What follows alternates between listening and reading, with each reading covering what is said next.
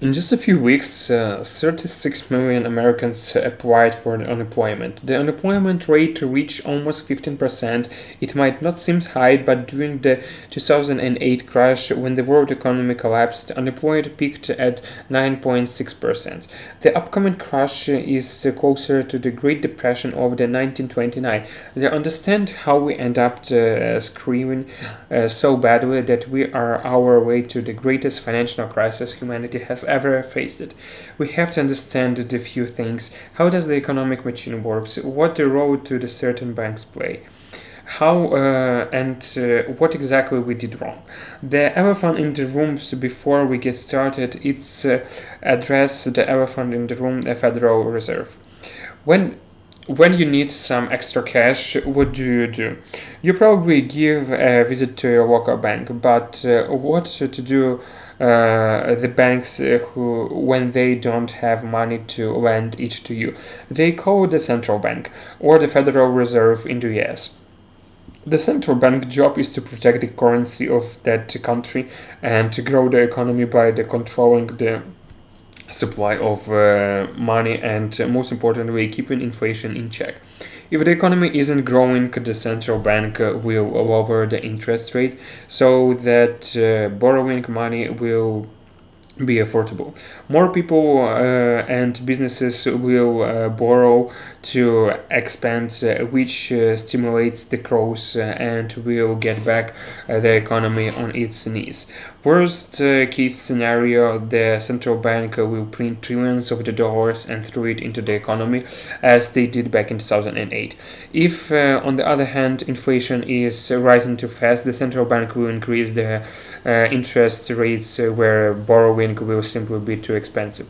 So, when fewer people will borrow and less money will be spent, therefore inflation slowdowns. The machine that keeps the world running, you're probably have heard that whatever rise will definitely fall.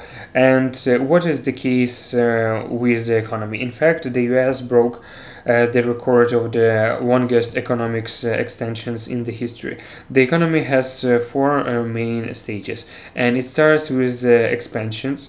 It peaks somewhere at the top and pumps, which is also known as the contractions. And once it reaches the lowest point, it rises again.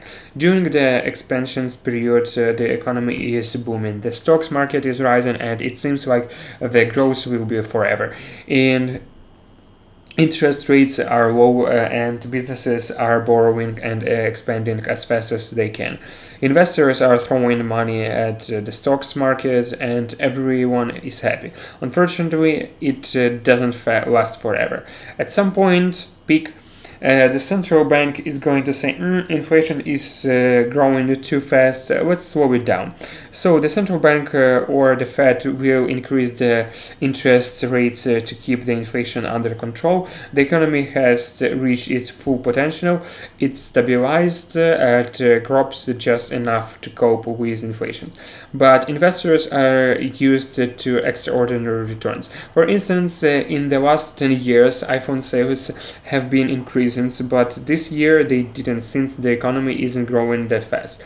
That scares off investors, and some of them slowly start pulling out their money.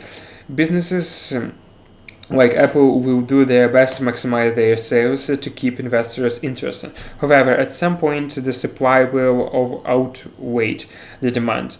There are just so many people who want an iPhone, so businesses slow down. They push away investors, which slows down the future of the market. But businesses have somehow to survive. They will start cutting costs for the first, by firing the last important employees, so unemployment starts rising, which means the department starts falling in the market over. So businesses can't even take the loans since interest rates are too high since the Fed increased them because inflation was too high. That's how the economy slides into the recessions. People start to save since they are afraid to uncertain about the future, which means the demand in the market falls even further. which means more businesses suffer, which means more unemployment. It's the never-ending cycle that will keep doing the economy down. Usually, the Fed interests by the lowering the rates to save the economy from the recessions, but it doesn't always work instantly, and the economy keeps declining. At some point the economy is going to reach its bottom line, which is also known as the depressions. When the GDP declines by at least 10%, or the recessions last for more than 2 years, sooner or later the Fed is going to say enough is enough. We are going to reduce the economy at all costs. First, they will lower interest rates to zero, so businesses can borrow money for free. But what is that doesn't help? Well, the European Central Bank dropped the interest to negative, minus 0.5%, which means the central bank will pay you to borrow that money, but sometimes even that doesn't help. People are afraid to borrow because the economy looks so bad that they don't seem to be able to pay it back. In that case, the central bank will head to their bunker and use their nuclear option, which is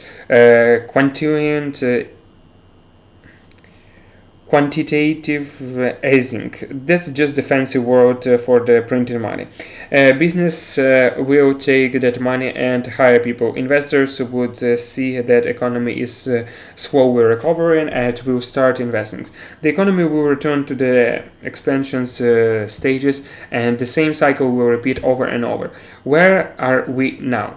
Since we know how economy works now, we exactly are we in the grab, have reached the peak, or are we in the recessions, or are we still during the expansions period? Well, it's extremely difficult to know for sure, since we don't have all facts in front of us. And there are a lot of the facts that are influenced in the economy, but based on what we know. We can try to predict. One of the best indicators is the interest rate.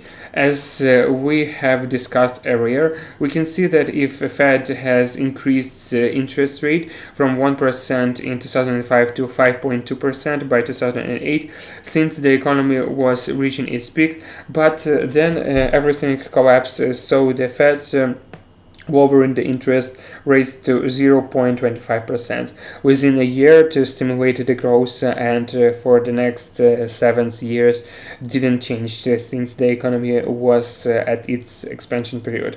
But then in 2015 it started to increase. By 2018 interest rates were at 2.5%, which means we might have reached the peak in 2018. Sometimes different began to happen. The Fed lowered the interest rates to 1.75. Other central banks, such as the European Central Bank, began lowering rates since 2014, but they were already at zero parallel, so they lowered them to minus 0.5% by the 2019. Other countries like the China also decreased interest rates. What does it mean? The central banks knew that we have already reached the peak and the recession was on the horizon, and tried to postpone it as long as possible by lowering interest rate. Even the global GDP grows slower down year by year. In 2017 it was 3.1%, but 2019, even before the pandemic, it fell to 2.4%, the lowest growth of the decade. That didn't happen by accident. In the low few years, a lot of the things happened that slowed down the economy. First, we had Brexit, which scared off investors because the future of the EU became unpredictable. But you might think they shouldn't be worried because they can invest into the United States or China, right? But there suddenly the United States started a trade war with China and scared off more investors, and slowly drove the economy into the recessions. The final knockout, even with Brexit, and the trade war, we still could somehow postpone the recessions. But the COVID-19 looked for our economy and said, I'm about to destroy this man's career. We live in the world where consumption drives the economy forward. The more people earn, the more they spend, the faster the economic machine turns. But right now, even if people are willing to spend, they simply can't because restaurants, malls, barbershops, airlines, office all have to close down.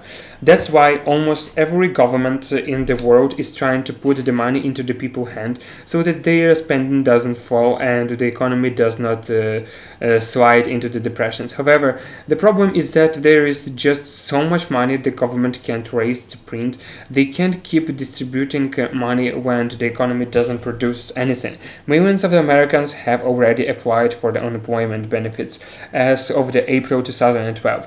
It's most likely the virus won't be gone for another few years, and it is very unlikely that we will have a vaccine by the end of the year. On the top of that, since we are most likely already in the recessions, if we end up experiencing the second wave of this pandemic, the depression is inevitable. That's one of the main reasons why the current US president, for example, is trying to open the currency as soon as possible, since if the country will slide to depressions under his watch, he will most likely to lose the elections. And the end of the year, whatever that's good or bad, it's up to you to decide. By the time this video will be out, the country will probably be open. The change of the currency, but not all businesses are going to suffer. Online businesses like Zoom, for example, are growing tremendously. Even Amazon has been growing, but most businesses will be left with two options. They will either change their businesses and adapt to the new realities by the changing their business models, digitalizing their products or services, or go bankrupt. A lot of the businesses will definitely won't make it, but as they say, every crisis presents an opportunity. Many new businesses will take their places. This pandemic is literally pushing the world to go online completely. It's difficult to say that will happen in the future, since almost all predictions turned out to be wrong. But based on what we know today, we are the most likely going to depressions the economy. Together, we will stock market will crash. If you guys have enjoyed this video, make sure you give it a thumbs up, and if you want to see more similar videos, then hit the subscribe button. Thanks for watching, and until next time.